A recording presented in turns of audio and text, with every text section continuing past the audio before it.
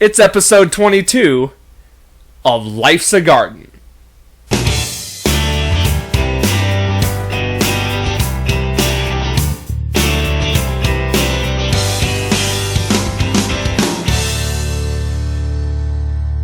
Welcome back to Life's a Garden. Today's guest is a radio personality. He is a Denver Broncos season ticket holder, and you can catch him most nights running karaoke down at the Crystal Lounge. Ladies and gentlemen, welcome Michael May. Thank you, sir. Yeah, let me start off by saying thanks very much for coming on the show. You bet, Dakota. It's great to see you, as always. Yeah. Needless to say, you're probably the one of the biggest personalities we've had on the show.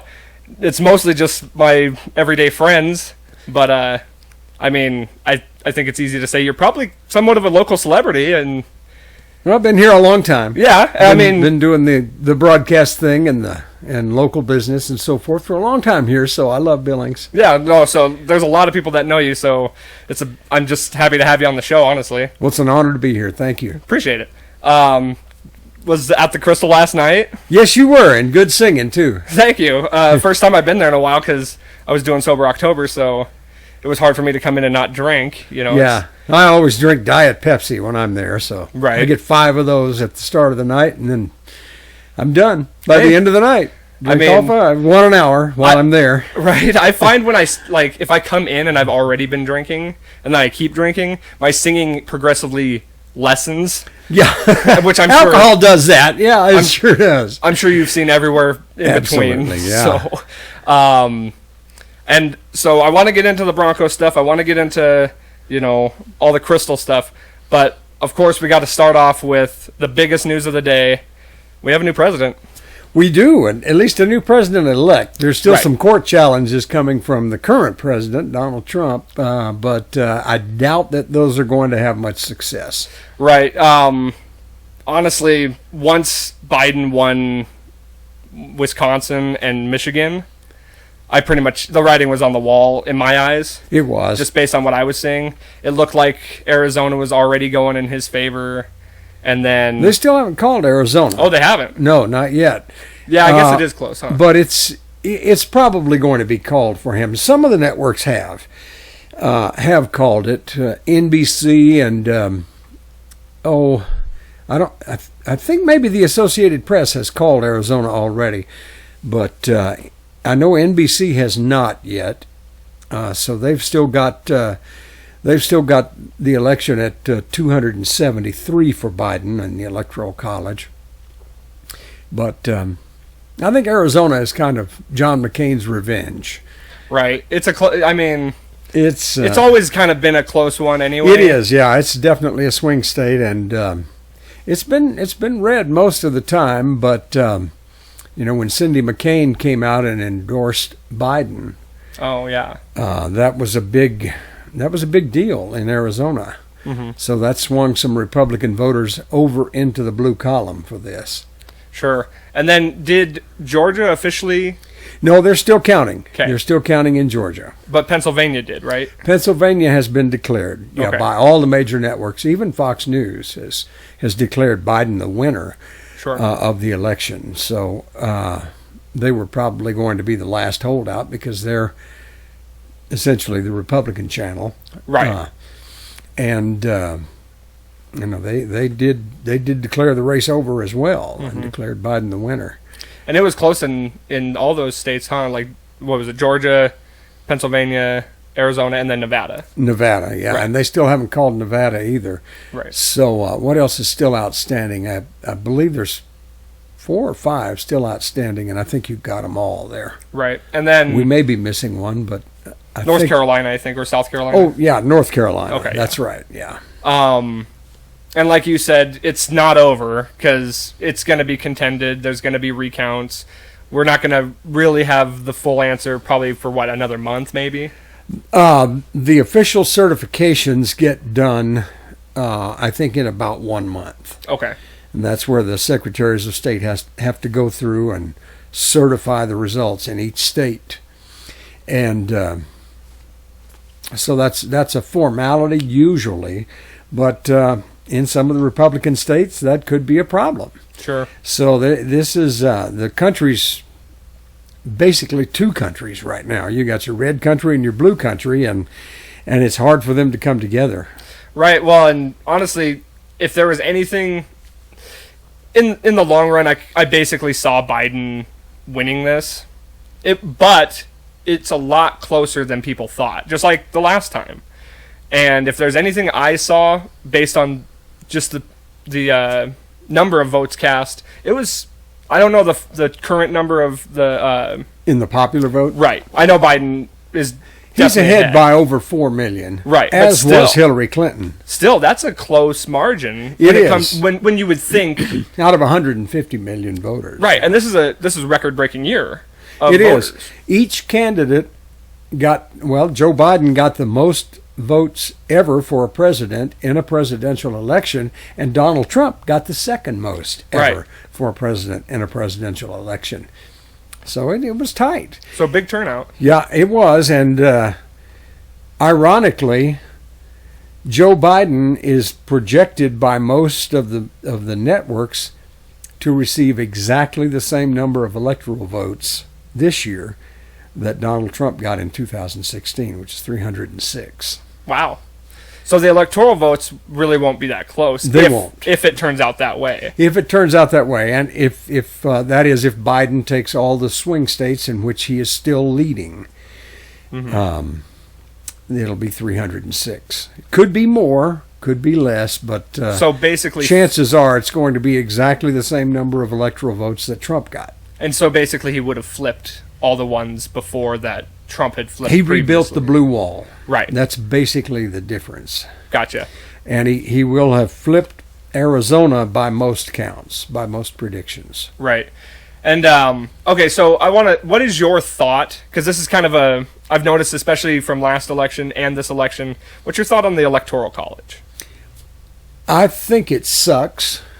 I would like to see it overturned, but that's going to require a constitutional amendment, so I doubt that it's going to get overturned. Right. But right now, each individual's vote for president does not count the same. It depends on what state you're in. For instance, a person's vote in Montana counts more in the Electoral College than a person's vote in California by about a factor of 50. Right. And it shouldn't be that way. Every individual should have the same weight in their vote, regardless of where they live, and that's just the way I think it should be. But it's not going to be overturned. People have been complaining about that forever.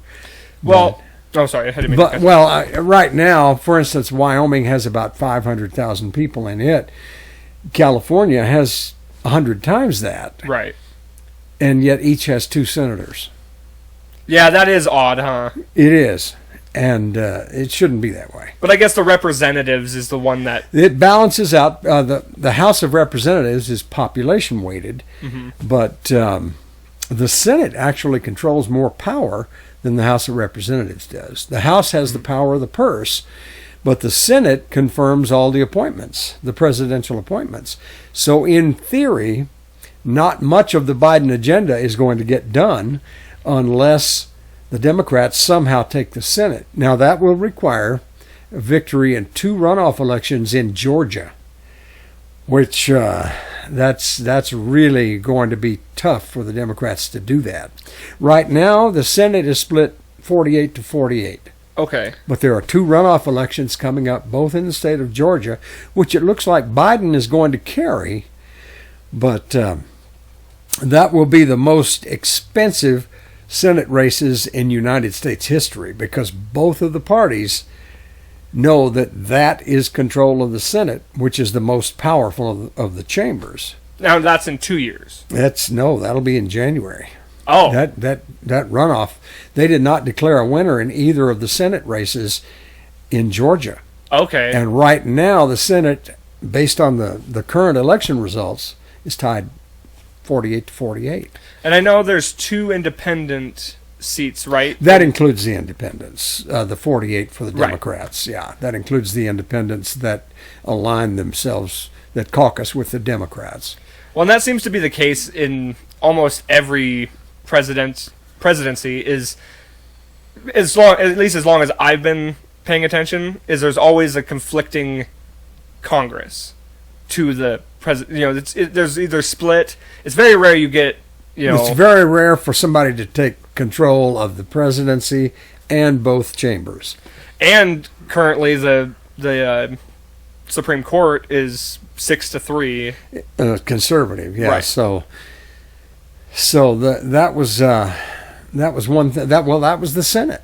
A Democratic Senate would have never have allowed that to happen. Right. But since the White House was controlled by Republicans and the Senate was controlled by Republicans, they were able to stack the court in their favor. Right. Well, and then I'm going to go back real quick to the Electoral College. It's because, like I said, we were able to see, it was not that long ago, 4 years ago, with what happened in the fact that Hillary got the popular vote, but then Trump won based on electoral. Now we're sitting in the situation where Biden's winning the electoral and the popular, obviously. And it just seems like everyone always has an issue with it when they're the losing side. You know what I mean? Because obviously we've elected Democratic presidents with the electoral vote. Sure. And because obviously if the typically the Democratic Party will win the popular vote. It just seems to be that way mostly. It does, and that's why the Republicans support the Electoral College more than the Democrats do. And so that would be the argument for the Democratic side if they lose is, hey, we won the popular vote, which does make sense that's, you know, you'd want the majority of the people who voted. That should be who. I mean, that's how we run American Idol. The majority of the votes wins the, you know. I think from a Democrat perspective, it would be a better move for them to try to get the Senate represented based on population than to try to overturn the Electoral College. But I don't think either approach is going to work. It's hard to change. I would think that, probably both of those moves would require a constitutional amendment. Right. And that would require a majority vote in 2/3 of the states, I believe, or is it 2/3 vote in 2/3 of the state? I forget what it takes. I don't know on that one, honestly. For a constitutional amendment, but it's a very steep hill to climb, and I don't think it's going to happen.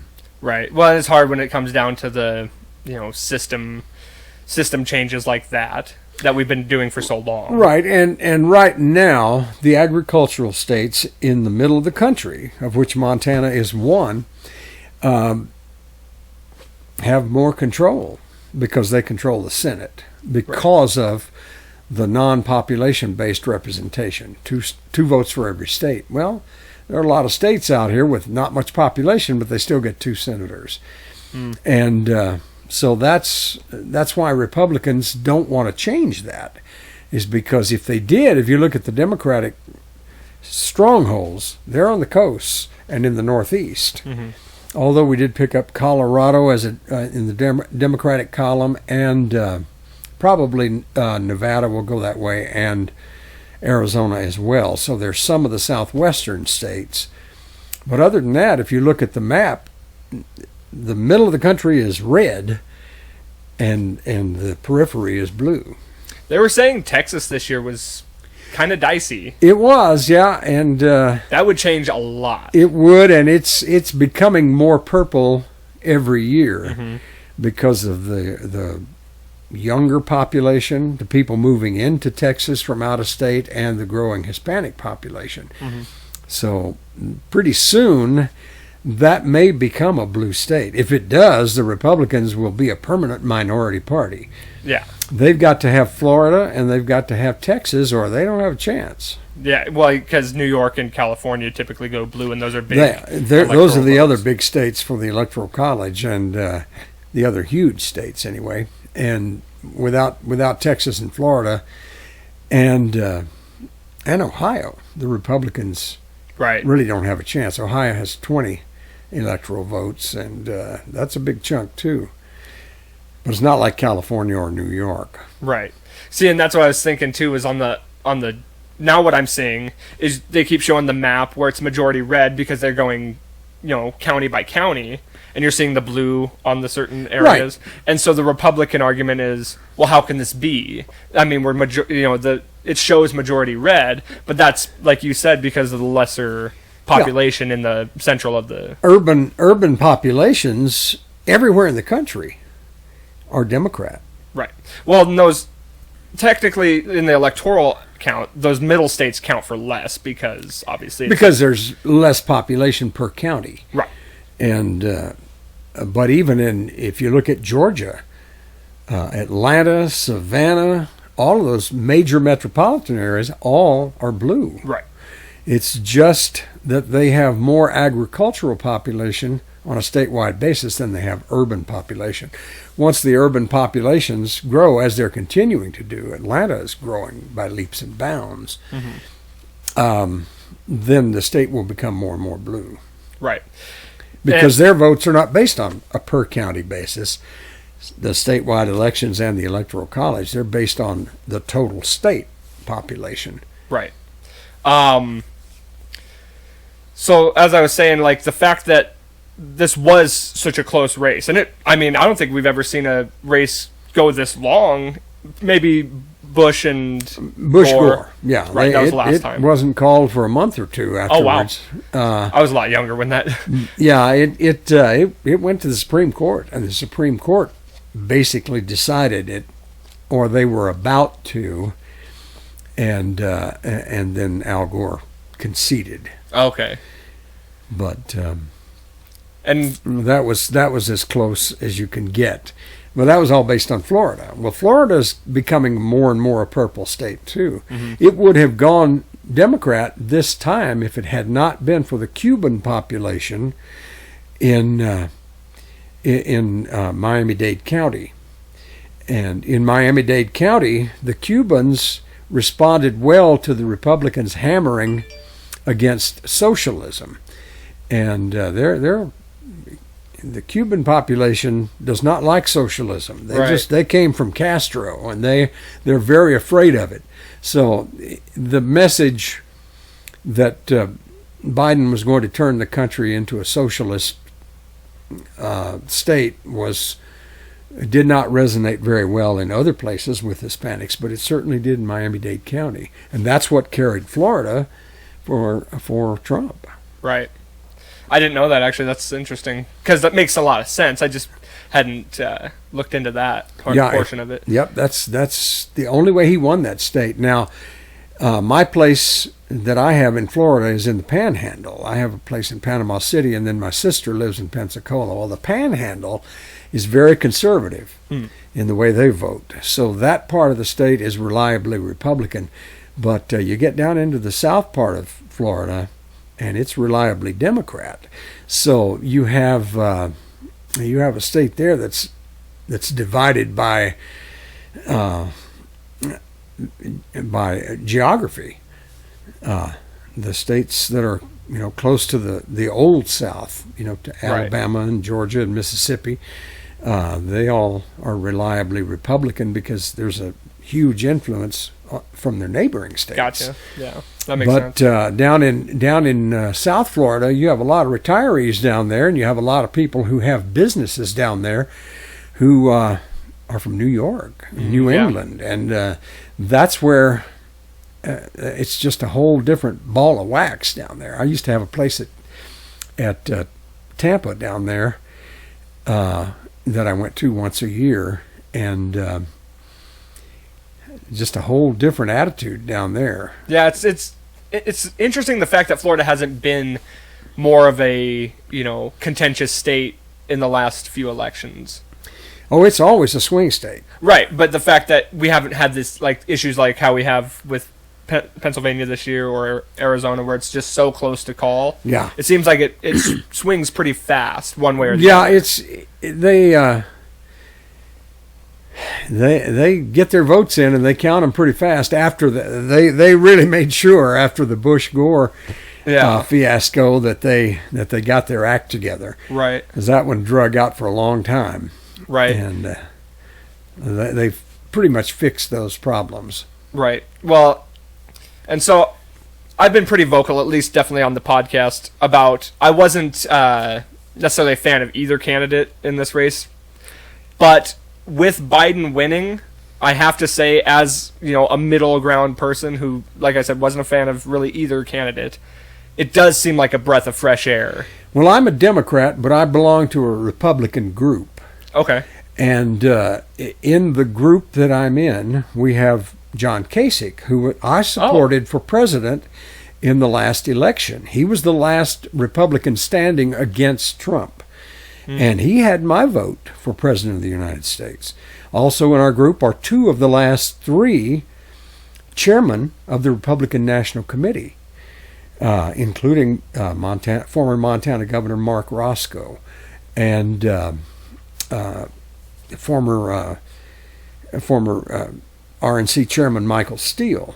And we've got a lot of Republicans in the group that put in a lot of money. Right. Some of them are pretty well heeled, and they dumped a lot into it. And I did all that I could to help, but I'm just a little guy, and so I can't dump $1 million into a campaign like they can. And right. They did, and they put out some really good ads against Trump. Now they're pro Biden. But like you, they're not necessarily pro-Biden, but they're anti-Trump. Right. And they're anti-Trumpism. They want to see the Republican Party go back to what it used to be. Sure. I'm a former Republican with the same attitude. I was raised a Democrat. Then for a while I became a Republican, and in fact, was invited to the White House every year when Ronald Reagan was president for an education conference. So I went out there and got to hobnob with a bunch of the biggies, and that's when I decided, after dealing with them, particularly Education Secretary William Bennett, I just decided, you know what, these guys are not like me. So I went back to becoming a Democrat again after dealing with them at that level. Sure. They just, in my view, did not care about poor people. Okay. And about raising up people who needed help. Mm-hmm. And so I just decided, no, I can't do this. So I continued to go there and voice my opinions. But I worked with Senator Ted Kennedy, and I worked with Pat Williams from Montana, who was the chairman of the House Post-Secondary Education Subcommittee. And I got calls from him regularly, and in fact, we went golfing several times, and he asked for my input on the rewriting of the Post-Secondary Education Authorization Act. And so I worked closely with him and his staff on that in those days, and I tend to believe more of what the Democrats believe now, but I'm like you. I'm a down the middle guy. Right. There's good views on the left, and there's good views on the right. And America works best when the two sides get together. Exactly. And work out common ground in the middle. And that's what we have to get back to if we're going to survive. United we stand, divided we fall. And right now we're too divided, and we're on the verge of falling. Well, and you can really see that in the fact that this was such a close election. I mean, you have so many people that, and in the end, and it kind of goes back to what you said about, your friends being anti-Trumpers, but not, they're not necessarily pro-Biden. They're Republicans, but they are supporting Democrats because they don't like what the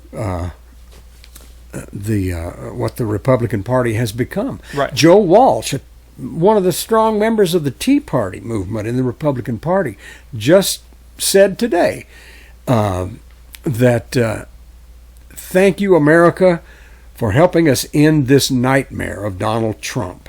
And I mean, he's a Tea Party Republican. Right. He tried to run against Trump, but he couldn't get enough support to have a viable campaign, so he dropped out of the race. But he's been very, very anti-Trump as well. So there's a lot of that out there, and there's a good reason to be anti-Trump. For instance, I don't know if you saw this, but 2 days ago, Twitter permanently banned, or it may have been yesterday, Twitter permanently banned Steve Bannon, the president's former chief advisor, for advocating murder and civil war on Twitter.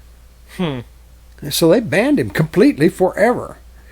But he was what he said was basically, we need to take Christopher Wray, the FBI director, and Dr. Anthony Fauci, and behead them and stick their heads up on pikes at each corner of the front of the White House as a warning to people who don't follow the program. And he said it can be part of the new Civil War. And so Twitter said, you know what? You're gone, buddy. And he should be gone. Right. We don't need... I grew up in Louisiana, and I was around KKK people all my life. I had Robert Shelton, the Grand Wizard of the Ku Klux Klan, one time on my news program for a half hour. And I interviewed him, and I could never even get the guy to admit that he was a racist. There were some smart people there. But the KKK is a religious organization. They do all this killing that they do and the murdering in the name of Christ. Now, how does that work? I mean, if you can convince yourself of what you're doing is right, I think anybody can. We've seen like cults and things like that. Absolutely, yeah. It's basically a brainwashing. It really is. You think what you're doing is in the name of God, and then and all the big wars have been fought because one country says my invisible guy is more powerful than your invisible guy, and they come to war over things that no one has ever even seen. Right. It's pretty strange concept. Religion, and I really believe is, in God, and I believe in Christ, but I'm not sure I believe in religion. I'm actually right on that same field with you. I'm very spiritual, but I'm not religious. Because religion... Exactly. That's a good way to put it. Right. Religion kind of dictates how you're supposed to believe, not, I feel like everybody individually can come up with that for themselves. Well, I've never seen God, and neither has Franklin Graham. Right. And he doesn't talk to him any more than I do. Yeah. So he doesn't have any business telling me how I need to live my life. Exactly. God is in me. God is in him. But God is everywhere in the universe. And I believe God is the positive force in the universe, and the devil is the negative force in the universe. Now, there's a lot of different ways to state that. Sure. There's good and evil. There's God and the devil. There's plus and minus. If you take it down to the electronic level in a computer, there's two forces in the universe. Mm-hmm. And you can align yourself with the positive force, or you can align yourself with the negative force. Governor Huey Long, a Democrat of Louisiana who is very powerful and would probably have been president if he hadn't been assassinated by the right wing, had a saying that was very powerful. And he quoted someone else in saying this, and I forget who it was, but the saying is this: when fascism arrives in America, it will come wrapped in the flag and waving a cross. And the most succinct definition of fascism that I ever heard is the use of religion and nationalism to control a population in the interests of the rich and powerful. And that's what it is. And that's where we're at with the Trump administration. We have to get away from that. We fought the fascists in World War II, and we won. But now we're having to fight them again on our own soil. When they start storming the Michigan State Capitol with firearms, trying to drag the governor out and murder her, that's over the line. Did they find out that they were FBI, like former FBI something? Well, the FBI has investigated them. Okay. But no, there were probably a bunch of right-wing conspiracies out there, but they were members of right-wing militias, and they were responding to Trump tweets that said "Liberate Michigan." Right. Well, and I think you see that on both sides of the spectrum. There's very, extremists that, act out, like we saw what happened in Seattle. We did, yeah, and the problem there is they did find out, and they did prove that some of those doing the looting were actually right-wing extremists trying to make the left-wing protesters look bad. Now, there's photographic evidence of that. They identified these people from photos that they were right-wing militia people actually doing some of that. Now, also there's a group of opportunists that whenever there's social unrest and the police are overwhelmed, go in and rob everything they can find and carry out TVs and not in the name DVDs of anything. And not in the name of anything. They're just robbing because they know the police are overwhelmed and can't respond to it. But right. the protesters themselves were peaceful. No, yeah, I agree that the protests got peaceful, but I do believe, I agree with you. I'm sure there were right-wing extremists that were acting out. I think there was probably the same on, there's extremists on both ends, and they will act extreme. They will when it comes necessary. Yeah, and I think if you look at the political spectrum, it's actually a circle and not a line. Fascism is on the far right, mm-hmm. communism is on the far left. But if you look at it as a circle, they kind of meet in the middle. They meet. Mm-hmm. Fascism and communism are both authoritarians, and they meet. They're the same. It's like a song that I sing by The Who. I love to sing it called, what is that? I can't think of the name of the song, but anyway, the last line of the song is "Meet the new boss, same as the old boss." Yes. Won't get fooled. Won't get fooled again. Yeah, thank you. And it's about that. Okay. The beards are getting longer. Now the parting on the left is now parting on the right, and the beards grow longer every night. It's the same. They become the same. Once you become an authoritarian, it's all about you. Mm-hmm. And no longer about the people that you were brought to power by. Well, and I think I personally don't think it gets pushed through mostly social media anymore, that they're both ends are becoming so extreme, which I kind of honestly disagree with. I do too. I think most people find themselves closer to the middle anyway. It's just that's the notion that gets pushed through all the social media and just all the hype. But in the end, I think no matter what, we need to, like you said, if this is where the extreme left is and the extreme right, we need to find our way back to the middle. We do. That's where America works, is when the parties work together and work down the middle. The problem that we have now, the biggest part of the problem that we have now, is propaganda media.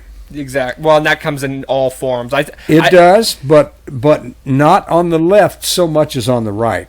The mainstream media still has journalists, whereas the right-wing media has propagandists. And if you look at Rush Limbaugh, he's not fair. He doesn't look for facts. He looks for points to support dogma. And that's what propagandists do. Journalists seek truth. Propagandists seek support for dogma. That's what they do. Sure. Fox News will never accept Joe Biden as president. They won't do it.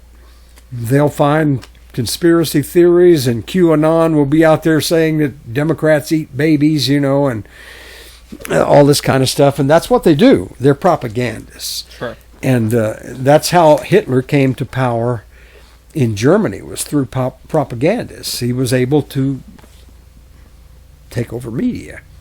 And that's what they've done in America. And don't kid yourself, that's what they're up to. They want civil war in this country. Right. And Steve Bannon said it outright. But the far-right extremists are the Nazis. That's what they are. And they want civil war in this country so that they can take it over, just like they did in Germany, in the 40s. And that's their goal. Now, we don't have anything on the left that's that extreme, but we do have extremists on the left. And the right likes to scream about Antifa. Well, you know what Antifa stands for? Anti-fash. Anti-fascists.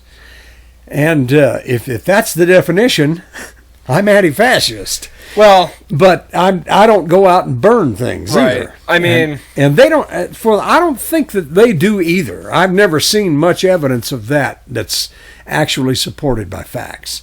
Now, I went to the demonstration that they had down here for George Floyd at the Billings downtown area, and I don't know if you did either. If you went down there too. I didn't. But I saw people on the left carrying firearms. Mm-hmm. But I saw way more people on the right carrying firearms. Well, I mean, as long as you have a civil mentality, I think we can live peacefully no matter what side we are on. Absolutely. And that's how America is meant to work. Right. You need the conservatives and you need the liberals because both of those arguments have some merit on both sides. Not all the arguments on both sides have some merit, but a lot of them do. So the way America is meant to work is that the two sides come together, like Ronald Reagan and Tip O'Neill, the Speaker of the House in those days, used to do, and they'd get together and go out for a beer and they'd work it out. Mm-hmm. And then they would call their people together and say, okay, this is what we're doing. It's down the middle. But as long as we have propaganda media, they can't do that. And they can't do that because they'll get toasted and they'll get run out of office. It's like what happened to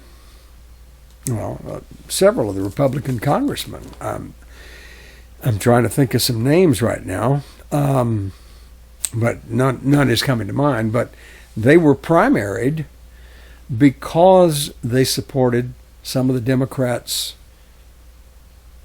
things in Congress, and then they lost their seats in the House. And I from Virginia, he was the number 3 Republican. Why can't I say his name?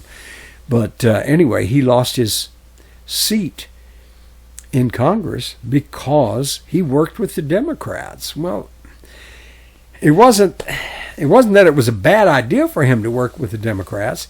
It was that the right-wing media toasted him to the point that a more conservative guy beat him in the primary and he lost his seat. He would have won in the general election. But the way the primary system is set up in this country needs to be changed. Yeah, and it's kind of isn't it different on the way the Conservative Party does it is different than the. Well, both are set up to elect the most extreme people. Yeah, that's true. Because that's who comes out and votes in primaries. Mm-hmm.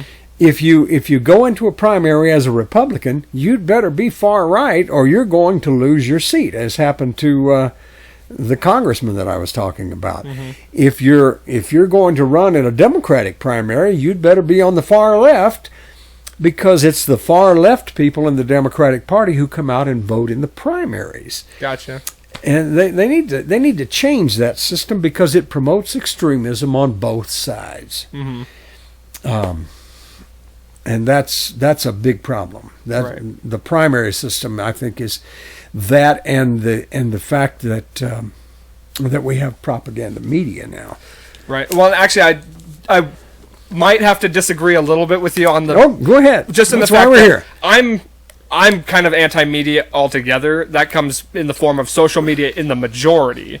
But I do think, like you said, with propaganda media, I think it falls in both fields. I think you can get propaganda in any level, really.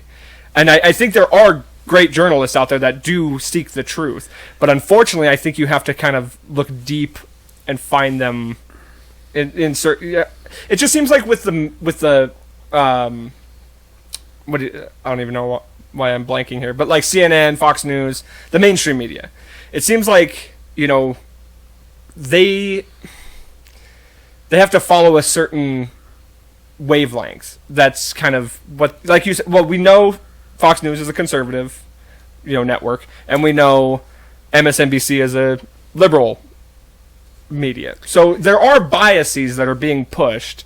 It's inevitable that you're going to have biases. It just doesn't seem like there's a real middle of the ground media anymore. Well, there is, but it's in the mainstream media. You think so? It is. Now, MSNBC is as far left as media gets. Sure. There's no left-wing talk radio. Doesn't exist. But there is a lot of right-wing talk radio. And you're talking about like Glenn Beck and things like that? And I have a good friend, one of my best friends, is a right-wing media talk host. Okay. And, he and I disagree a lot, but we both say to each other, you know what? We may disagree, but if somebody came after you, they got to go through me first. Sure. And we're like that. I mean, we're friends first, but yeah, we have differing political positions. I have a lot of friends like that too. Yeah. I have guys that are Absolutely. very far left and guys that are very far right. Yeah, and I try to be down the middle. A friend of mine, and look this book up on Amazon and get yourself a copy, wrote a book called The Death of Fairness. And it's about the end of the fairness doctrine.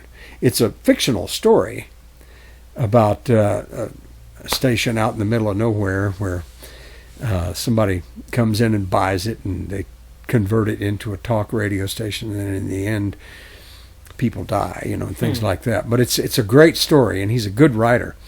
But he was a very good disc jockey. I mean, he was a major disc jockey. He and I worked together in Colorado, and he was down in Miami when he came down with multiple sclerosis and had to retire from broadcasting, but he became a writer.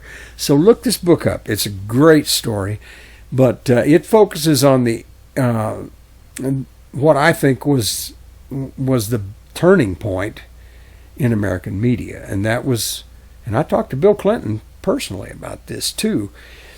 When he was president, I got to go to a barbecue with him and said, "Man, you can't do this." And he said, "Well, I have to. It's because it's an agreement that I have with some Republican people, and we have to end this." But they ended the fairness doctrine, and they also ended the ownership rules of media. And I understand that they had to do it, but in order to get some other legislation passed that was very important at the time. And Bill Clinton was focused on balancing the budget, and he had to get Republican support in order to balance the budget. Well, this was one of the things that he threw in, was he was going to support the end of the fairness doctrine. The fairness doctrine basically said, if you are in media, you have to give equal time to both sides on every issue. No longer that way. And when they ended the ownership rules, corporations could come in and buy up the local broadcast licenses. And now they became corporate influenced rather than being influenced by the local population in that area. So the local news coverage went away and is going away. I was talking with why am I drawing so many blanks on names here today? But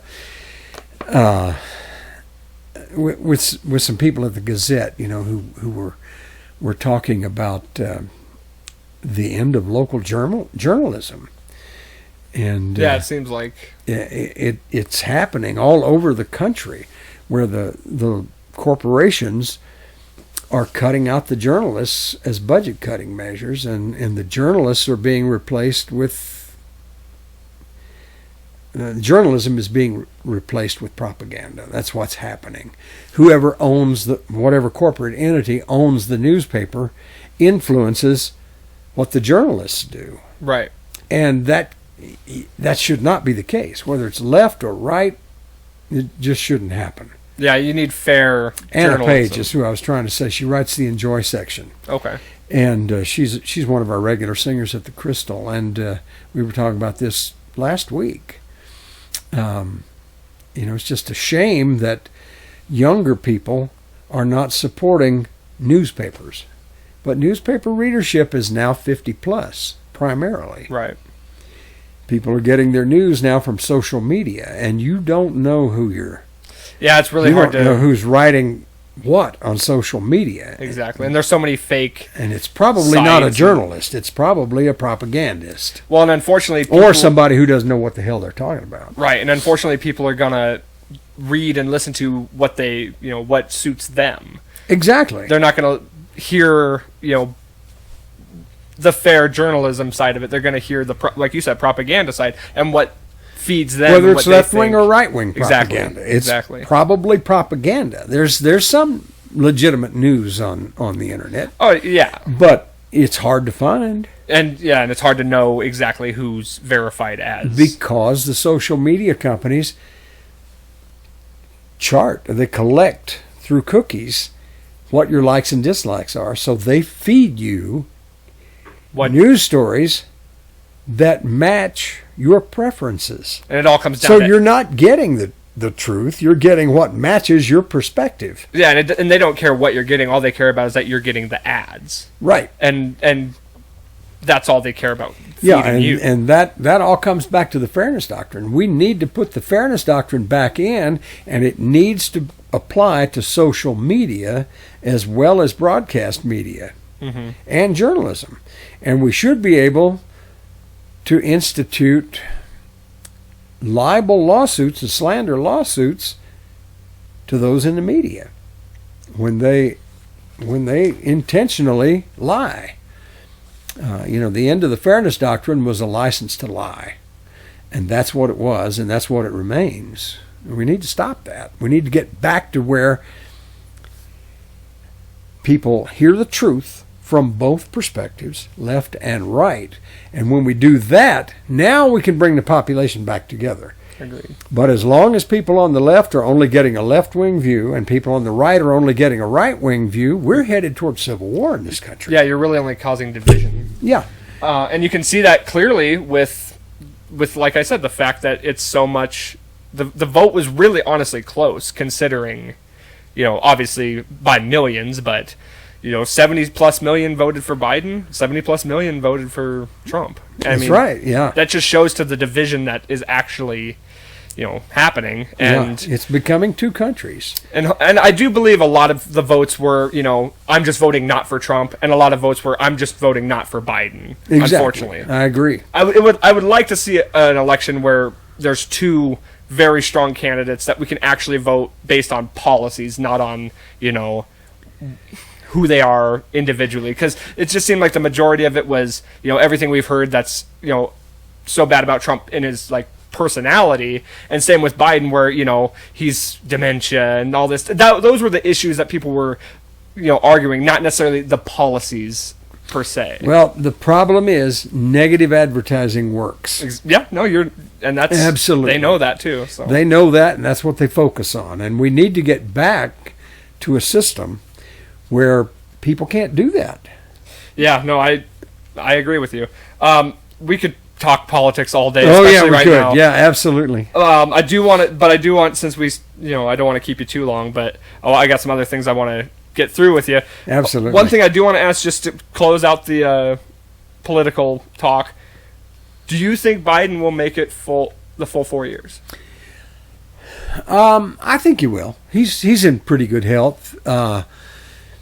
There's people in the Senate a lot older than that. There's Right. people in the 80s and even 90s in the Senate, and it's a tough job, but it's one that can be done by someone in advanced age. And I just know you see a guy like Barack who comes in and looks young and vibrant. and he works out, and Right. he's got a muscular body, and he's ready. But after 8 years, you could see the toll that was taken. So. Absolutely, yeah. I guess, it's really hard to just assume that and guess that, so we'll just have to wait and see how that goes. Yeah, but I think Kamala Harris is ready in case he doesn't, and she's certainly got the resume to do it. She was a prosecutor, and a good one, and she was the first female attorney general in California and ran the biggest Justice Department outside of the U.S. Justice Department. Right.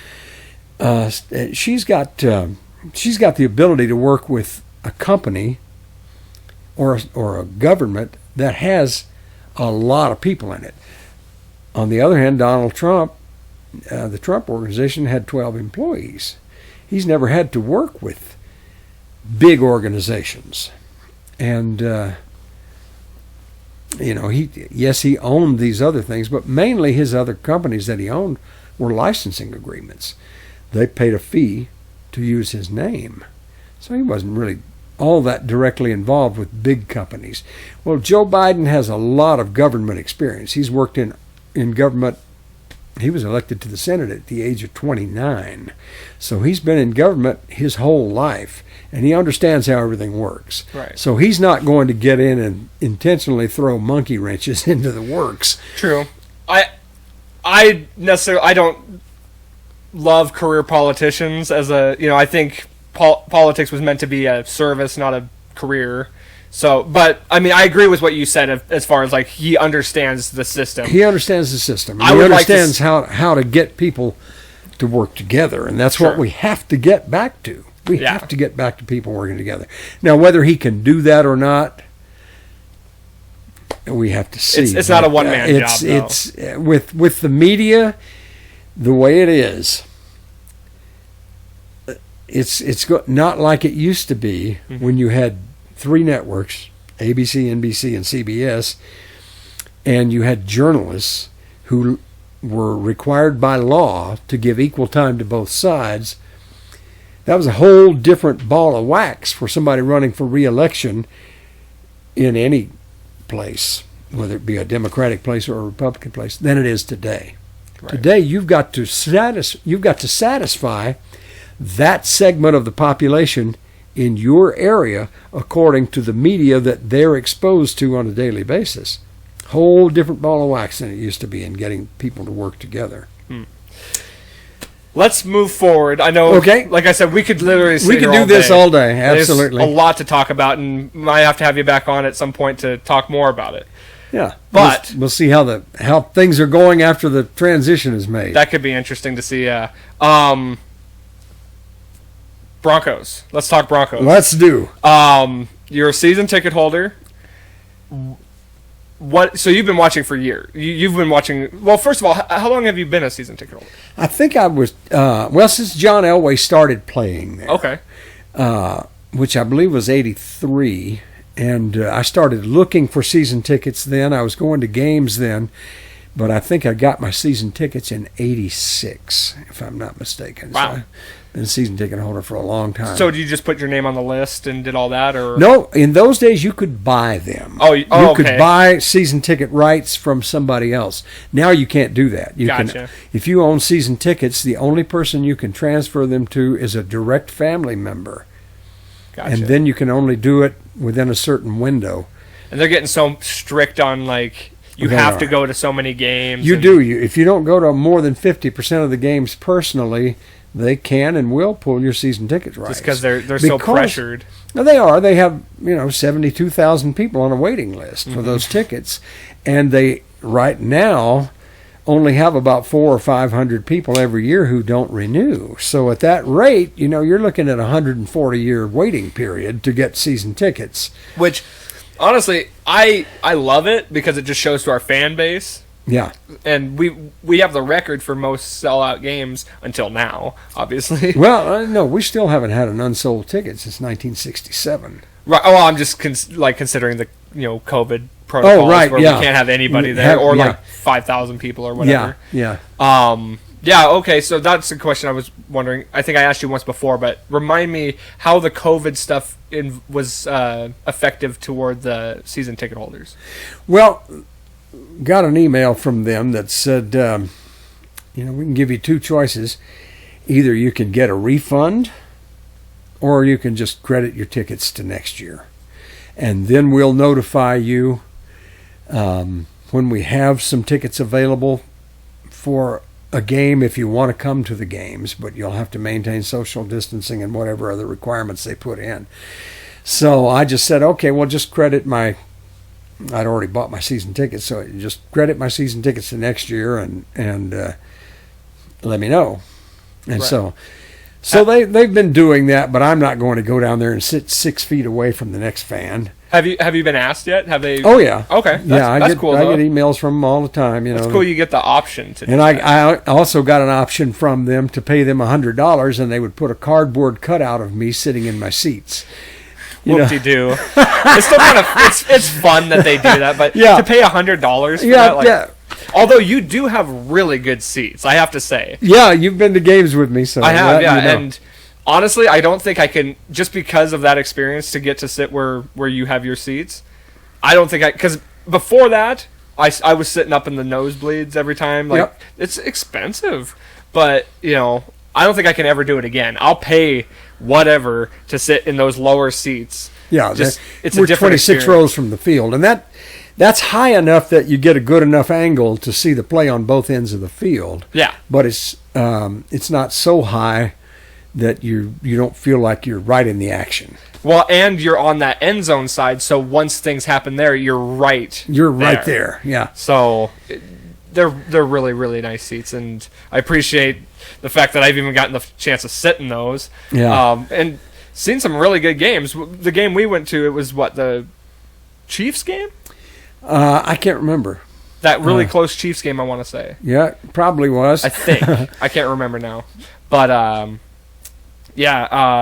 what do you think of this season? Well, we're in rebuilding mode. We've got the youngest team in the NFL, especially on offense. Yeah. I mean, we're a little more experienced on defense, but we got a ways to go. Drew Lock is starting to take command. I was going to ask you what you thought of Locke. I like Locke. I do too. I think he's got the leadership ability, and he's able to do what I do with the Crystal, and that is to set a fun atmosphere. Yeah, He dances. He's got that swagger. And yeah. He has confidence. Spirit I like of fun, that. I call it. And he that's what he tries to set in the Broncos locker room is, hey, this is serious stuff, but let's go enjoy ourselves. Well, and I think in that what did you think of that last game, huh? That was great. Yeah, did you see what he said after the game? I did, where he said, "Don't boo too early." Yeah, he said that, but he also said, this is the youngest team I've ever seen come back and pull off this kind of a victory. So I'm really proud of these guys. Well, and you make a really good point when it comes to that. Like, there's a big learning curve. Now, what I've seen in this season is I'm not a big fan of how the play calling has been going down. Like, I think in situations where it's like 3rd and 4 and we're throwing deep, I don't understand that. I feel like I don't either. Make your first down. But at the same time, we can't just... I like Pat Shurmur. I think he's a great coordinator. We can't move on from him so quickly because that would be Drew Lock's 3rd coordinator. And we've continuity got, is we've got a everything. good coaching staff, and we've got good young players. Let's build it. Well, I really liked what I saw with the time management in that last game. We took the timeouts at a certain point where it would give us a full almost 2 minutes with the ball. And that's just such a less pressured situation. And I thought Drew Lock showed a lot of, clutch in the way he handled himself. Yeah, in a that lot last. of poise. Absolutely. Yeah, I'm really pleased with him, and Jerry Jeudy, he's coming right along, and Noah Fant and KJ Hamler. Yeah, we've got some good young players out there that have 5-10 years ahead of them as players in the NFL. The average career is probably 3 years. Yeah, something it's like that. something small. Yeah. But I had coffee a while back with a friend of mine who played fullback for the Broncos, and Who was that? Spencer Larson. Spencer Larson. Yeah. I've met him. And a great guy, and we're talking about that, and he's believes the Broncos have a lot of potential there too, and I told him, I said, Spencer, we need you back. Could use a good fullback out there. And he said, you know what? He said, I'll never do anything like that again. He said, I know guys that have had their brains wrung and they're all messed up for the rest of their life. And he said, there's no way I would get out there and do it again. But I enjoyed it while I was there. That's awesome that he got the chance to do that, and he lives here now too. Yeah, he does. He have does. like a big family too. He moved here after he retired from the Broncos, and his wife, their family's from here. Okay. So that's why he moved here. That's awesome. And he's a financial advisor now. He's a stockbroker, basically. You know a few old players, don't you? Or? Yeah. John Elway's family are friends of mine, and been to 3 Super Bowls with his family. That's crazy. That's so cool. Yeah, but did you get to go to the Broncos Super Bowls? Yeah. That's incredible. Yeah, John's dad, Jack, used to always make sure we got tickets. Did you go to 50? I didn't, but my daughter did. Oh, that's awesome. That's amazing. Yeah, her and her husband. He's a Seahawks fan, and she was a Broncos fan. So they went to that one. And but I went to 3 of them, and 2 of which we won. That's awesome. I went to the one where we played the 49ers and got our butts kicked in the worst Super Bowl loss in history. And just next to the one against the Seahawks, right? Yeah. That was horrible. Well, I literally cried. Yeah, I did too. But I went to 2 that we won. Okay. And that's way cool. I went to 32 and 33. I was too young to really understand at that point when we won those first 2 Super Bowls, but watching us win Super Bowl 50 was literally like a dream come true, because unless you are a fan of a team and watch them win a championship, you'll never understand that feeling. And anybody who's seen it That's knows. right. Yeah, absolutely. There's nothing like it. Well, John Elway's first cousin, Mark, when I had my schools, he ran my Great Falls campus. So he was the number 2 guy in my company. So we used to go down there, and when you're with one of the Elways, you can do whatever you want. You can go out to the training center, and you can go into the practice, and you can... we've even been in the workout room, when they're in there doing their exercises and That's stuff awesome. like that. Yeah, but I was the tag along. And Mark's now living in Southern California, and Jack Elway, his dad, John's dad, died, so I don't have my connections that I used to have with the Broncos. But those were great days and great times, and Mark and I, oh man, we were diehards, Right. He'd come down from Great Falls, meet me in Billings, or I'd fly up and get him, and we'd take my plane and fly down there, and that's so crazy. we'd go out to the training center and hang out and go to the games, and Jack always got us tickets, so if they were going to the Super Bowl, we knew we were going. Right. So that was good. That's way cool. I actually went to school with Dylan Donahue, who's Mitch Donahue's son. I know Mitch. Yeah. So I'm not good friends with Dylan, but I've seen him around, and we talk every now and again. He had a tough time with the Jets. Yeah, it's still cool enough that he got drafted. Absolutely. That's He's a great deal. player, but he's one of those people that just. And I had a friend who played for the Bears. Same way. You do. The power takes over, and you do things you wouldn't normally do if you're back home in Billings. Hopefully, it'll I hope it works out for him. Shape you in a better light. Everything happens for a reason, I think. So. Yeah, and I think he learned a lot from that, and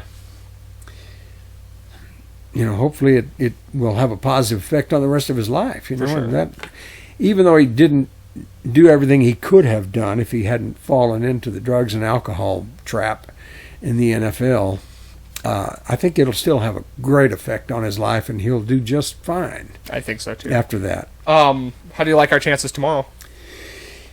Falcons, one of the choke artists of the year. Well, they've got the number 1 passing offense in the NFL. They do, and we're going to be without AJ Bouye, one of our number 1 so it's going to be a tight game, but I like our chances. I think we're starting to gel.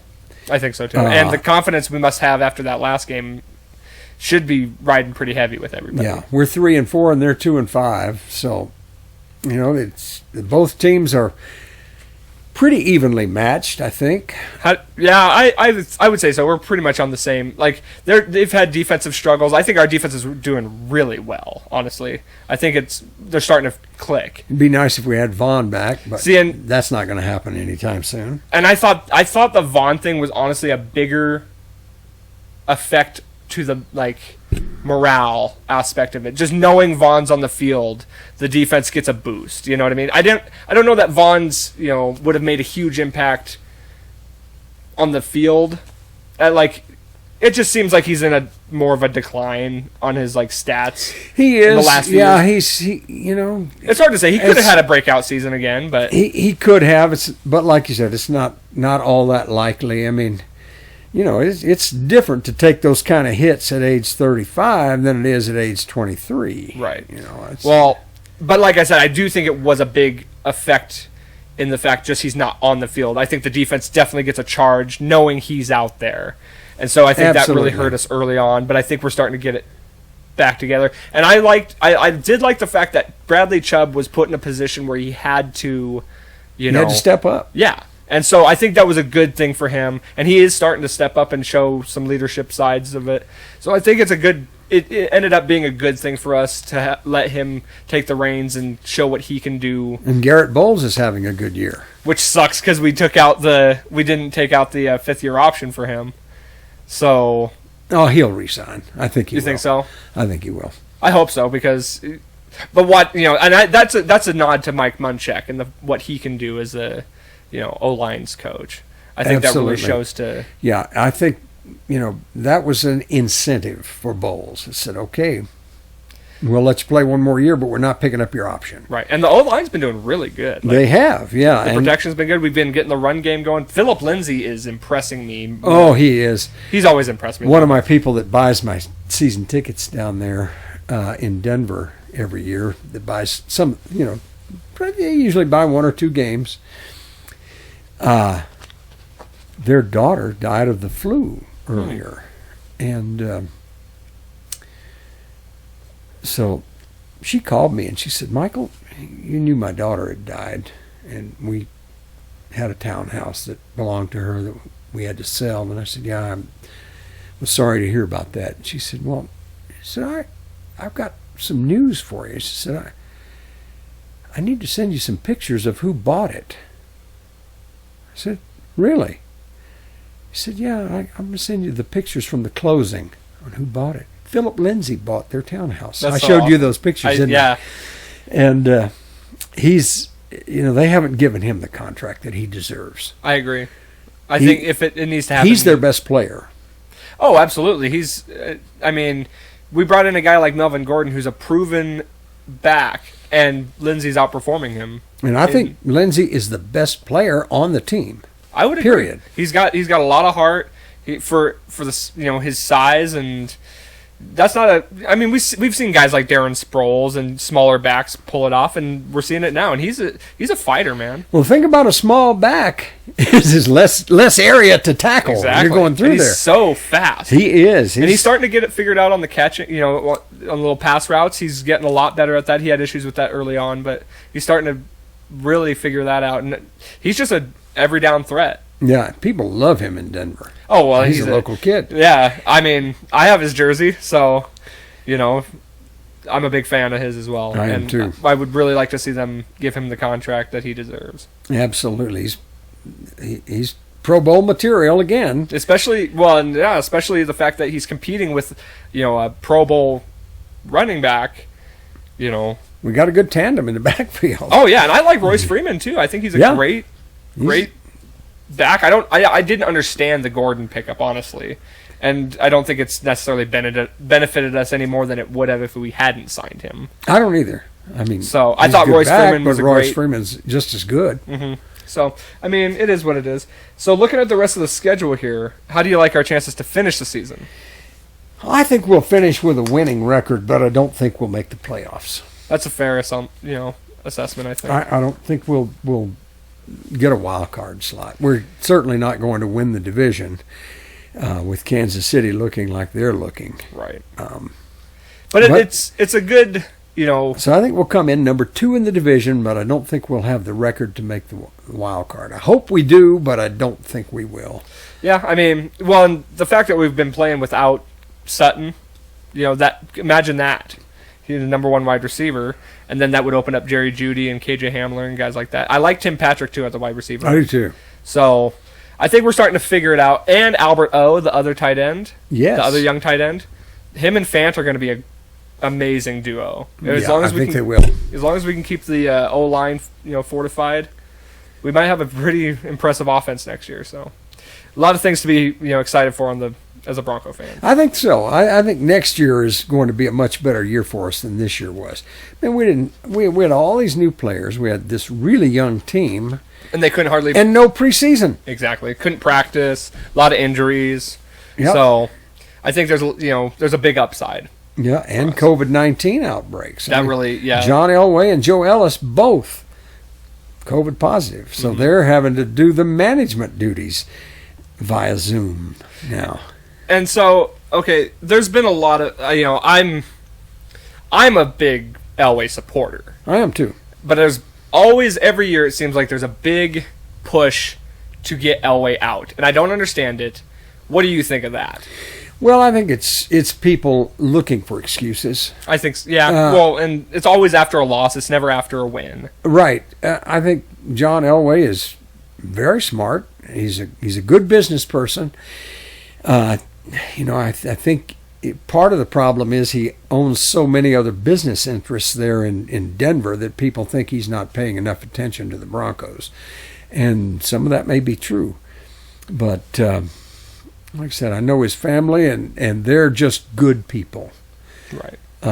They're just good people, and John is... Nobody hates to lose more than John Elway. But... it's hard when you're winning to get a good quarterback, and that's been the weak spot. It really has, yeah. We've had 9 quarterbacks now since Peyton Manning retired, starting. But you have to. But we ended with a Super Bowl win, and you have to credit Elway alone for getting Peyton Manning to the Broncos. Exactly. Manning said it himself. John Elway is the reason I'm here. Exactly. So. And you just can't go out. There's not that many franchise level quarterbacks out there. No, and we could have found him though. Finally, I think so. I mean, you got to give him the time. You just got to let him develop, and that's why I'm saying you can't get rid of Shermer just yet.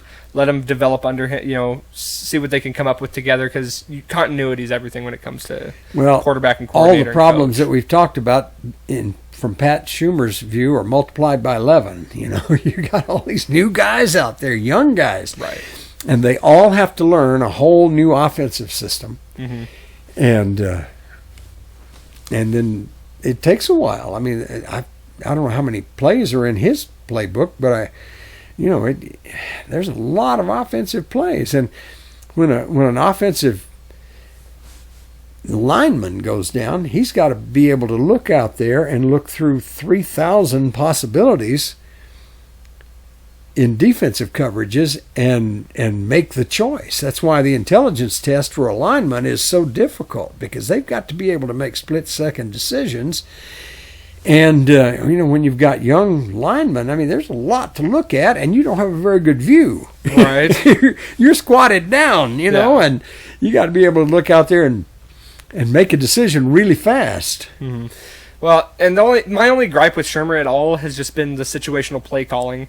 And there's been times when I've been impressed, although you have to kind of put a little bit of that on lock as well. The fact that he needs to learn how to go through his progressions a little better and, read the defense a little bit better, because he's made some, poor decisions and they've cost us in turnovers. But that's just him developing as a young quarterback, and you just have to keep that,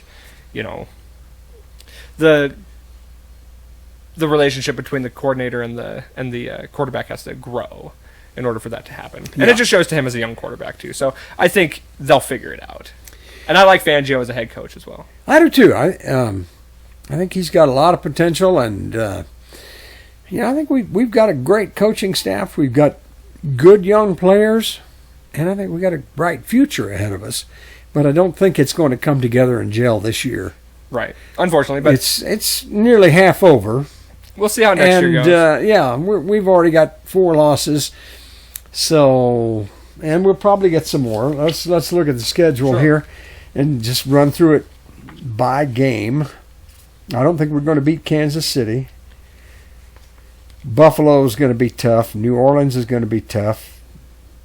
I think we'll split games with the Raiders. That just seems to be something we do often. I think that's Buffalo probably is tough. True. Carolina, I think that could be a win. New Orleans is tough. Yeah, I mean, I think we can beat the Chargers again. I could see us beating Kansas City, though. If it just depends if we get our people back, And it's a little bit later in this, I don't know. It just depends on it really depends on how these next few games go. Yeah, and we gave them a run for their money last year. And I mean, granted, this last time we got smoked. Yeah, we did. But we'll see what happens, honestly. Yeah.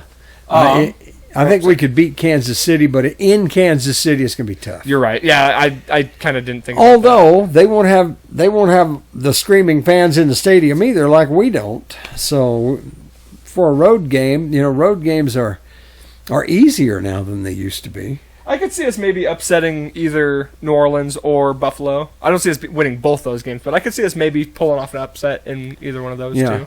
So I think we've got a chance at 9-7 or 9-7. I think maybe 8-8. I think that's probably a little bit closer.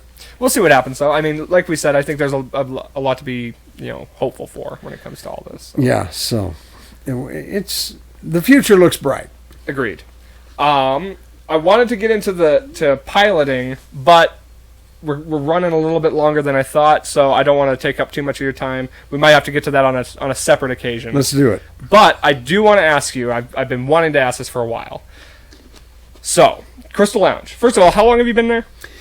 It was 18 years in October. Wow, that's insane. I had no idea it's been that long. That's awesome. So before I really hit the bar scene, before I was really doing that, the Crystal always had this reputation as a rough and tumble bar.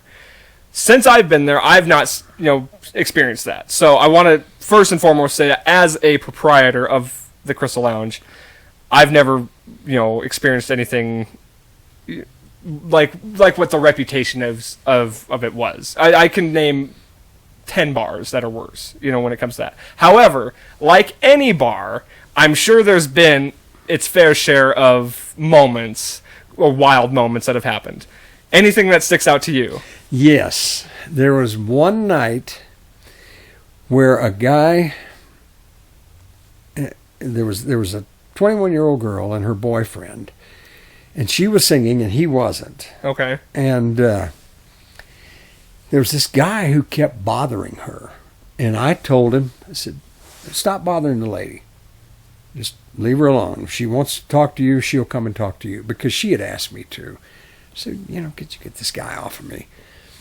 And her boyfriend was pretty timid, and he wasn't saying anything. So then the guy comes out on the dance floor and grabs her by the breasts. Wow. And I came off the stage and grabbed him by the lapels and threw him up against the wall, smacked him in the face, and then threw him out the back door. And one of the customers came behind him, and it was summertime, and he was wearing sandals, and his sandals were sitting there on the floor where I had thrown him out the back door, and he landed in First Avenue North on his back. Wow. Fortunately, there wasn't a car coming at that time, or they might have killed him. But the customer, Brian Wallace, picked up both shoes and went out there and threw him and hit him in the face with both shoes. So that's the one that stands out the most. I've definitely, obviously when alcohol is involved, things can tend to go sideways fairly quickly. I've actually seen you have to, get harsh with a few people just because mostly it's that it seems to be people messing with singers. Yeah, and if they're messing with the ladies, and I even, that too. I even if ladies don't feel safe in your bar, they won't come. Right. Well, and you don't want anybody to not feel safe. Exactly. In any way. And so now we have good security at the Crystal. Mm-hmm. But there are times, when they're on the other end of the bar, and I'm a whole bar length away from them, so I will take charge on my end if I need to.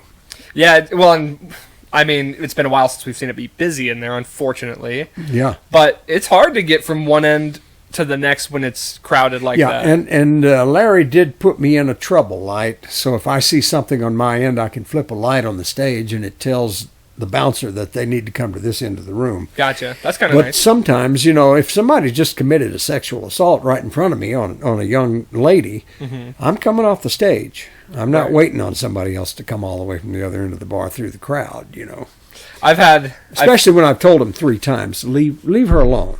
I remember one time, must have been a couple years ago, honestly, because I was in a relationship at the time, and I was up there singing, and this drunk gal came up and was like just dancing next to me, and it didn't bother me or nothing. Yeah. And then she was like spanking me, and I'm like, oh my god, like this would never happen to me if I wasn't in a relationship. You know what I mean? Like, Right. not that I didn't mind, but of course, There's your girlfriend sitting there, and right. What am I gonna do? yeah, like it's and just, you're singing, right. so you can't stop and say, "Hey, leave me alone." Right. Well, it doesn't necessarily bother me when people are up dancing.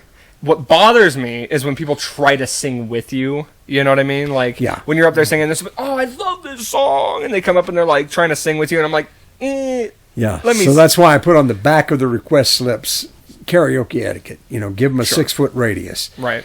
and And like I said, when and- alcohol gets involved, people, yeah, they just forget that sort of inhibitions stuff. start to lower. But at and- least now I've got something to say. It says right on your request slips, not to do this. Stop it. for sure. And that it's called the power of authenticity in negotiating technique. You got to have it written down somewhere where people can see it before you can refer to it. So that's why I put that on the request slips. Right. Okay, now if you read the request slip, here's what it says. That's Mm-hmm. what you got to do. Go sit down. Has the COVID stuff really made a pretty significant impact into the Crystal? Dan, one of the subs, got it. I guess I'm more mean on the business aspect of it, on monetary. Oh yeah. Because we, I was we think- only have about 25% of what we used to have on the bar side, on the lounge side. Yeah, because I was And then the card room just reopened this week. right. Well, I was in the, because obviously I go to the Crystal all the time, and then Hooligans also. And I was thinking about it the other day, just sitting in at Hooligans on a Saturday night, and it was, as full as it could be. But I remember nights at the Crystal and at Hooligans, you couldn't hardly walk to the bathroom. Absolutely. Like, and so it's like, it just sunk in on me. It's like, these guys got to be losing a lot of money. Yeah. Like, and has there been any, like, government aid on anything with those, with at least with the Crystal, as far as you know? Not that I know of. Maybe, but Larry didn't share that with me, so I don't know. Well, I mean, But doors are still open, so the doors are still open, and that's the main thing. And hopefully they'll stay open. yeah, hopefully now that, maybe things will start turning in a different direction, hopefully. Like, that's all we can hope for, really. That's really it. And hopefully they'll have a vaccine soon. Once they get a vaccine, we'll be okay. But what really I'm worried about is the live music venues. Me too, yeah.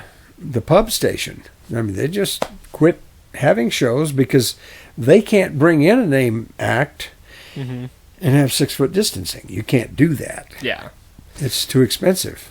Yeah, I'm really hoping that I agree with you because, like, I mean, I'm in a band and, we've only gotten a chance to play a few shows and out there outdoors and, everyone has to abide by the protocols, and so places like the pub station are suffering. And Absolutely, and hopefully they'll get a vaccine soon, because that would enable the clubs to go in and say, okay, now we can have you in, and if you've got a vaccination, it's up to you, but now you can be close to each other. I think at least with, even if it's not a vaccine, if it's just like we have, what's the word's escaping me. Herd immunity? Not necessarily. Well, not that. Just like the ability to cure or to. A treatment. Yes. Yeah. A treatment. Yeah. If we have a treatment that we know is proven, it'll at least put some confidence back in the fact that people will be able to go out. Yeah, feel and comfortable. remdesivir is okay, but it's been scientifically shown to be not that effective. When I went in to the hospital in September, they thought I had it, and they said, if you've got this, if your blood oxygen drops down below 94%, we can give you remdesivir, but other than that, there is no treatment. Right. And they tested me twice, though, and it turned out I just had pneumonia. But I was sick as I've ever been. Right. But it was from all that smoke in the air. This was when the sun was an orange ball in the sky, and the smoke was so bad, I got pneumonia from that. And they thought when I went in that I had COVID, and they said they told me there's a very high likelihood that I had COVID. So they tested me a couple times. I came back negative both times. So well, I was glad I didn't get it. But in the bar, I kind of wish I had. Right. So that now I would have that amount of immunity, but I may have had it. I mean, it's hard to say. You just don't know. It who's reacts had with it. everybody so differently. Yeah, and I may have had it earlier and just been asymptomatic. Right. I mean, it's really hard to tell. You just you can't tell because they didn't do an antibody test on me to see if I'd already had it. That would have been nice to know. Yeah, they just gave me the two that were the swab tests, both times. And that doesn't test your antibodies. I think they have to do a blood sample to do the antibody test. I don't know exactly how all that works, but it'll be nice to get herd immunity to where the virus disappears over time. But we don't know yet if it comes back every year. And I guess we'll have to. The only way to do that is to go a few years and see if it does. Right. Is it going to be the flu? The flu comes back every year, and they have to come out with a new vaccine every year. Right. Well, I think eventually things are just going to have to eventually move its way back into the normalcy, because I don't think economically we can sustain it much longer with the way it is. No, we can't. And I think they'll figure it out. Well, and we've persevered through worse. Yeah, once we get the vaccine, and there's 3 in development right now that are in their final stages. That's a big step. Yeah, that's a big step toward getting back to normal. Poor airlines. I mean, I know, right? Yeah, they're operating at 15% of what they used to operate on. You can't run a business like that. Yeah, well, and there's a lot of businesses hurting right now. So. Oh yeah, I was talking to the guys at the Northern across the street. What was it? Thursday night. And the guy said, we've got 14 people in here in the whole hotel. I said, really? Wow. Said, That's crazy. This is killing us. Well, yeah, something's got to change. I mean, ultimately, so we'll see what happens. And who knows, another thing, too, is we elected a Republican governor. So that might have effects locally that might change for us, So it might. That doesn't stop what the people want to do, People still might, not want to go out. Yeah, and that's a problem. Is regardless of what the government does, it's when the people feel comfortable doing it. I had to fly back on an airline. I took right after I got sick, and they gave me the same treatments that they gave to Donald Trump, and one of the side effects was it makes you feel overconfident. Oh my God. So I decided, I'm going to take a boat down to Florida, and I'm sick, and I get in my truck, and I pull a boat to Pensacola. And a hurricane had just gone through Louisiana, and I'd planned to stop in Louisiana after stopping and spending the first night in Hays, Kansas, and going through a snowstorm all the way from Sheridan, Wyoming to Hays, Kansas, pulling a boat. And then it was heavy rain all the way to Dallas. It turned to rain after that, and it was a huge storm system. And then I decided, I'm going to stop in Shreveport, Louisiana, and spend the night. Well, there wasn't a hotel there that had a vacancy. I called everything I could think of. And so then I thought, well, okay, I'll go to Natchitoches or I'll go to Alexandria. Just, 150 miles away. Well, same deal. And then I finally asked somebody, I said, why are there no motel rooms? Well, we just had a hurricane. I said, oh. I said, we got thousands and thousands of people displaced out of their home, and there's no motel rooms available in Louisiana. Wow. I just went, okay. So I just kept driving. By this time, I'm going, this was a bad idea. Right. Because I got a boat behind me. I can't really stop in a rest area. Although I did try that once, but it was hot and muggy down there. And I thought, this ain't working. Better just keep driving. So I thought, well, if I have to drive to Pensacola, it's only about 350 more miles, so I'll just have to do it. And finally, in Hammond, Louisiana, which is on the north side of the Lake Pontchartrain from New Orleans, I finally found a motel room and was able to stop. But that was one of the side effects I found out from the medication they gave me for that pneumonia, was it makes you overconfident. Huh, that's interesting. Yeah. So I thought, okay, that's a bad side effect. Yeah, right. Because then you'll just drive all night. Yeah, I did. I took off and drove to freaking Florida pulling a boat with pneumonia. Jesus, that's crazy. That's amazing. Well, I think that's a good one to end on. That's a good, fun story to end on there. Okay, well, great to see you. Yeah, I'm glad you came on. Appreciate it again. Folks, make sure you support local business, support your local bars. Get down to the Crystal and sing some karaoke with Michael May. Absolutely. What nights are you there? Well, I'm booked there every night of the year, and I do the show personally every night except Tuesdays and Wednesdays. All right, well, there you heard it. So get down, get some drinks, support your local bars, and don't forget, guys, life's a garden. Dig it.